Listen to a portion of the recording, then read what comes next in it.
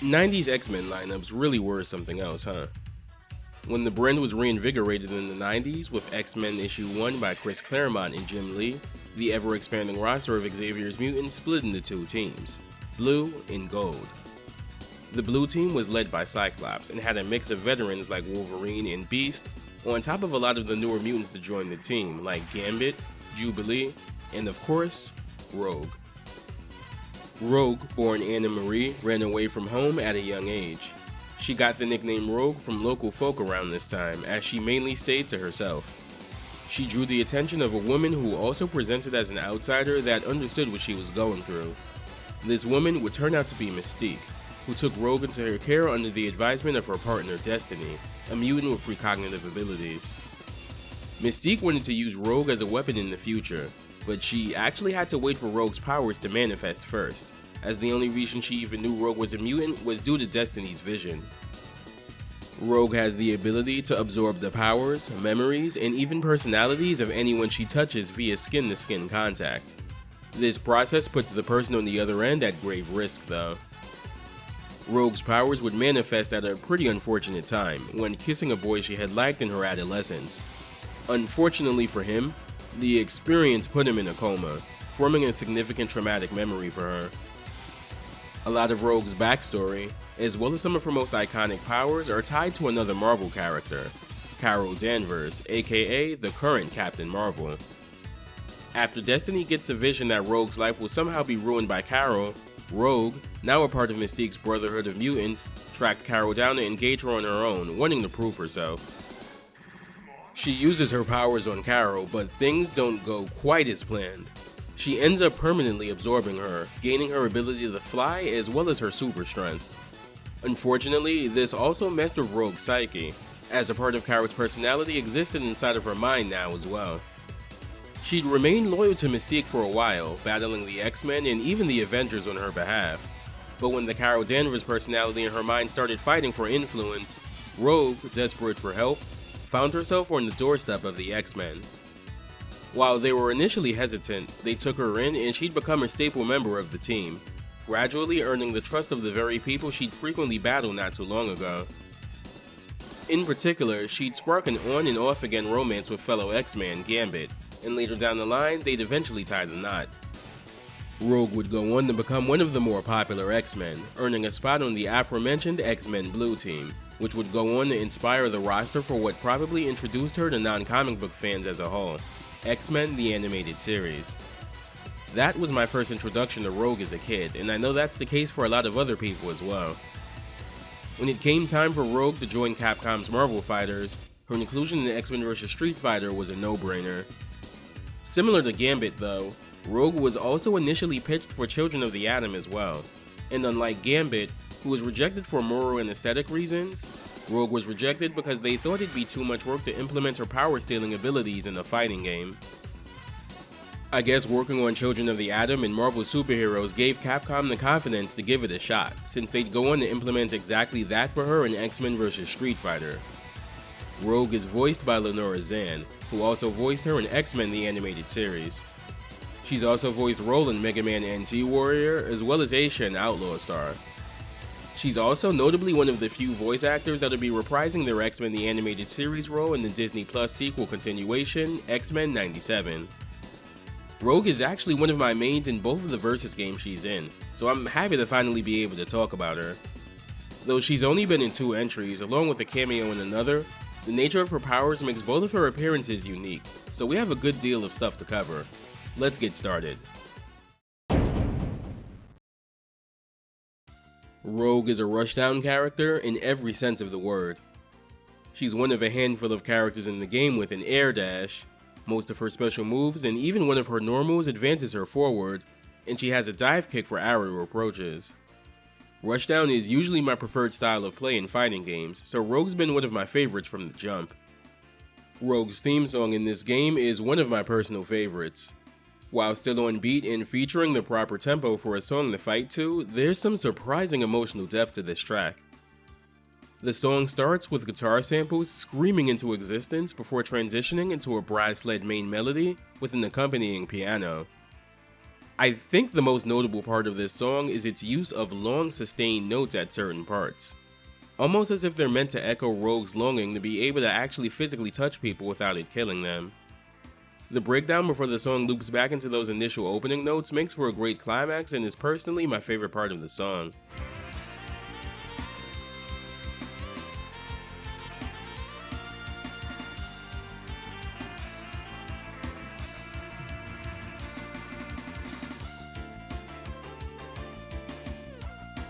I'm not sure if this is a controversial opinion or not, but I think this is actually the best character theme in the game.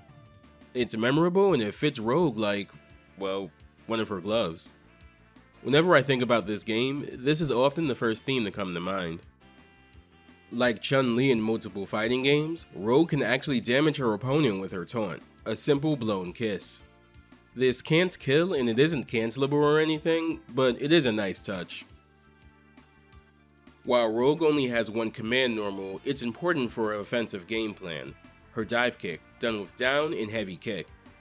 She can do this at any point in the air, be it during an air dash for offensive pressure, or even during an air combo to bring the opponent back down to the ground. She can actually OTG after it, and has an infinite based around this dive kick as well, but we'll get into that later. Rogue's first special move is Repeating Punch, done with a quarter circle forward in any punch. The punch strength determines how far Rogue goes and how many hits it does. This can also be done in the air. Next up is Rising Repeating Punch, done with a Dragon Punch motion in punch. This is an ascending version of Repeating Punch that goes upwards at a 45-degree angle. Punch button determines the strength. Power Dive Punch is done with a Dragon Punch motion in any kick. Rogue takes a bit to rise into the air before flying back down at a 45-degree angle, hitting multiple times. Rogue's main hyper combo is done with a quarter circle forward in 2 punches. Good night, sugar. Rogue dashes forward and pummels the opponent before uppercutting them into the air and planting a kiss, sending the opponent flying. That kiss at the end has an additional property, however, and it ties in the Rogue's most notable special move.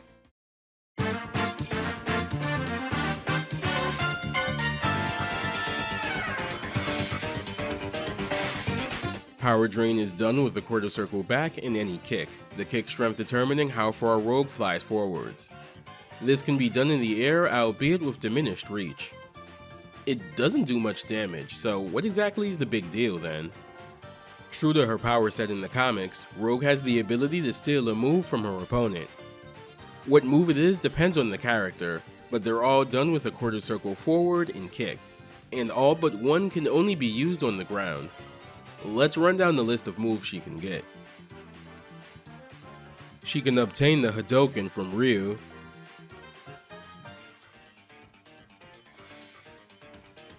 the Shoryuken from Ken, the Kikoken from Chun-Li, Charlie's Sonic Boom, Cammy's Cannon Drill,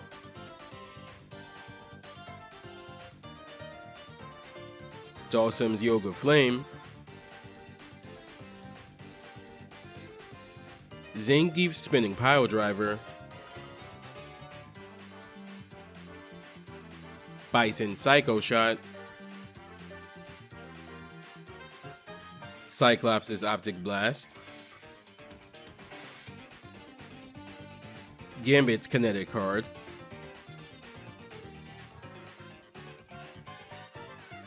Wolverine's Berserker Barrage,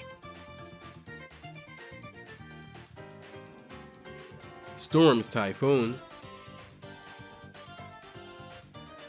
Sabretooth's Berserker Claw,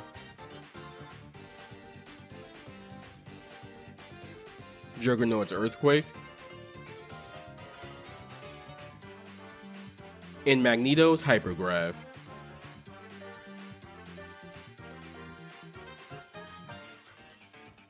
She also gets access to Akuma's Zanku Hadouken, done with the same motion as every other stolen power, but only in the air. With Akuma's powers absorbed, Rogue also gets access to one other hyper combo, the Shungoku Satsu, or Raging Demon if you prefer. Like Akuma, she only needs 1 bar of meter to do this. X-Men vs Street Fighter is a pretty nutty game, y'all. On that note, let's talk about some of her infinites. Like most of the cast, Rogue has a handful of infinites, though hers are a lot easier than some others. For one, she has an infinite that just requires her to dash and do a light kick followed by a medium punch, rinse and repeat. She also has a second infinite involving her dive kick. Simply jump and immediately do a jumping light kick and then her dive kick. Again, rinse and repeat. She also has situational infinites depending on what power she's absorbed. For example, she has an infinite where she can infinitely loop, dash light kick, medium punch, and light earthquake into itself. She can even combine this with the dive kick infinite if you want to switch things up. She also has one with the heavy kick version of Charlie's Sonic Boom as well, and it's done the exact same way Juggernaut's is done. X-Men vs Street Fighter had several ROM revisions in the arcade, the last of which got rid of a lot of the game's silliness. Rogue didn't seem to get the memo though, as she can still do most of them in that last ROM revision. It's even possible for her to do these in the home console ports of the game, which uses the final ROM revision's balance changes. Here are Rogue's colors. And here are her extra colors from the Sega Saturn port. And here's Rogue's ending.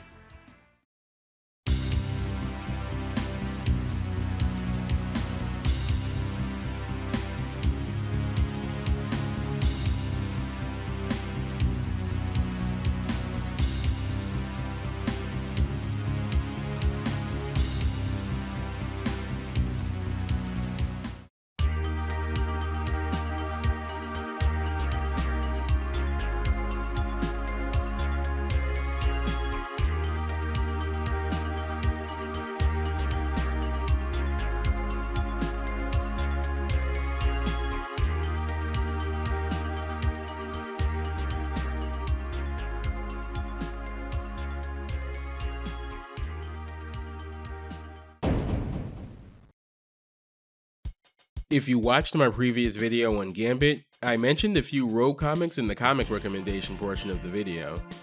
Those apply here as well. The Rogue and Gambit and Mr. and Mrs. X series by Kelly Thompson are just as good of a read for Rogue as they were for Gambit. She's been prominent in other books as well, most notably Uncanny Avengers, a book that spun out of the Avengers vs. X-Men event that saw the Avengers trying to sincerely be a bit more productive about mutant and superhero relations. They form a hybrid Avengers and X-Men team, and Rogue was one of the leads of that book on the mutant side of things. She's also had some solo books over the years that have ranged from readable to somewhat enjoyable. But there's one writer in particular who zeroed in on her character and provided the best voice writing-wise she's ever had in my opinion. This video's comic book recommendation is Mike Carey's run on X-Men and X-Men Legacy.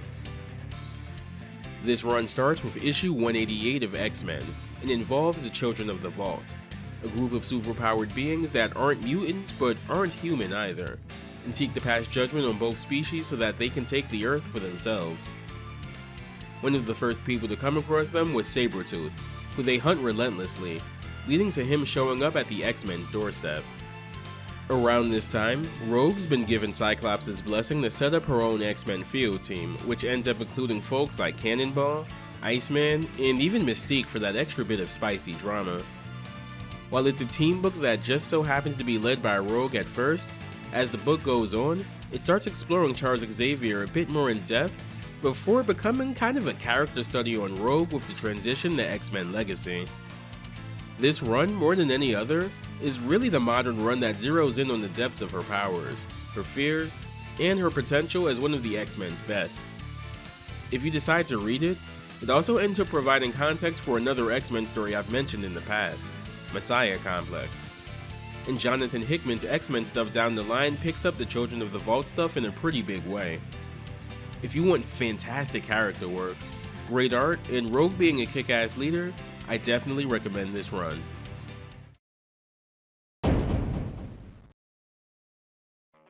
Rogue sits out the next two Versus games, though she is one of the assist characters in Marvel vs. Capcom 1 and also cameos in Gambit's ending. She returns in Marvel vs. Capcom 2, but curiously sports a new color scheme.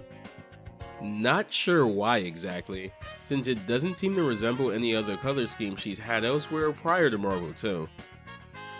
Her official art for the game was also shown to have a concept variant of it based on her original Jim Lee coloring used in the previous games, so this change definitely happened somewhere midway through development. I don't exactly think the new one is a downgrade or anything, but definitely not an upgrade either. That said, as far as Rogue's base moveset goes, she's largely the same. Because she had such a simple kit to begin with, pretty much all of her moveset is largely unaffected by the change to medium attacks in Marvel 2. She also gets a new hyper combo, Hyper Repeating Punch.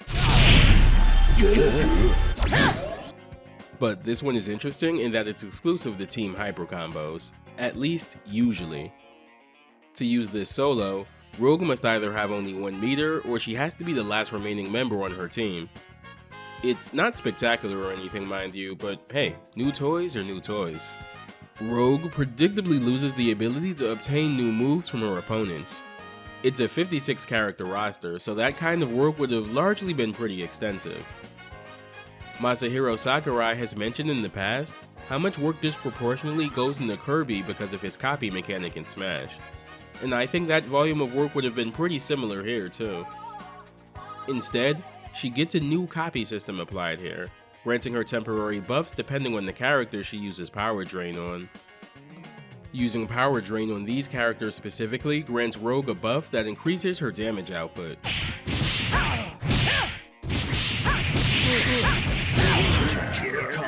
Using it on these characters grants Rogue a buff that ups her defensive stats.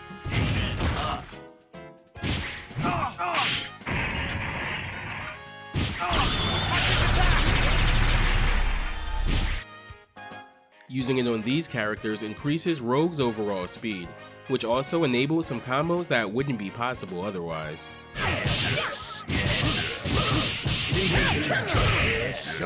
Here you go! Power Drain.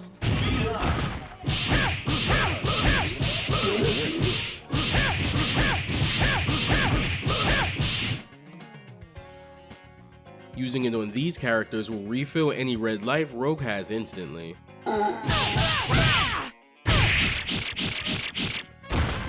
Power Drain. Using it on these characters will grant Rogue temporary super armor.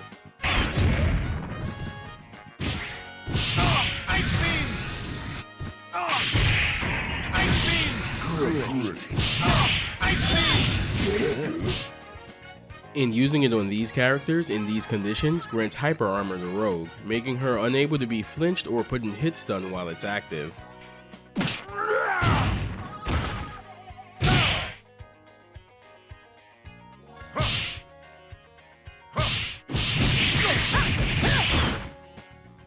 Her first assist is Rising Repeating Punch. I did it! Come on. I did it! This one is somewhat similar to her Marvel 1 assist. Her second assist is Repeating Punch. Did it! Come on. I did it!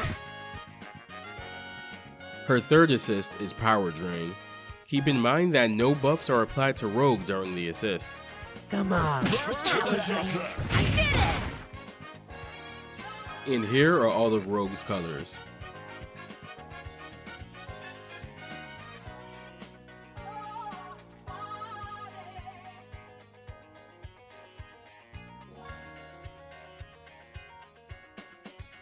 Her final color somewhat restores her original palette, albeit with a green jacket instead of a tan one. It might just be coincidence, but this calls to mind her Age of Apocalypse design, which also sported these colors alongside a green jacket.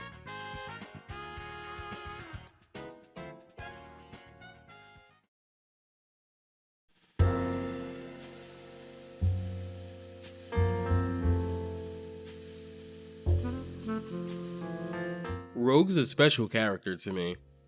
I was a fan of her from the cartoon, sure, but her X-Men vs. Street Fighter incarnation is the very first fighting game character I made an actual effort to learn, even before I knew there was a competitive fighting game community. I looked up guides for how to play her on game FAQs, I watched older kids and adults use her in both X-Men vs. Street Fighter and Marvel 2 and arcade cabinets in New York City, and eventually, I came into my own with her. Definitely wouldn't call myself proficient, but I do okay with her.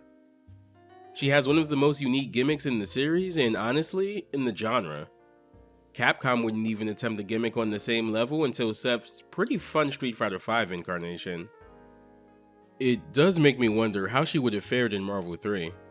Would she have been able to scream objection like Phoenix Wright? What would have happened if she used it on Sentinel? So many questions that'll never be answered since she's not in Marvel 3. One fighting game she did appear in though was X-Men Mutant Academy 2 and its sequel, Next Dimension. She's really fun in both games, and can even steal powers to use in both games the same way she does in X-Men vs. Street Fighter. It's great. Yeah, I'm definitely doing a video on that series at some point. They're too fun to not talk about. That's going to do it for this video. Thanks to everyone for watching. Take care, stay safe, and I'll see you in the next video.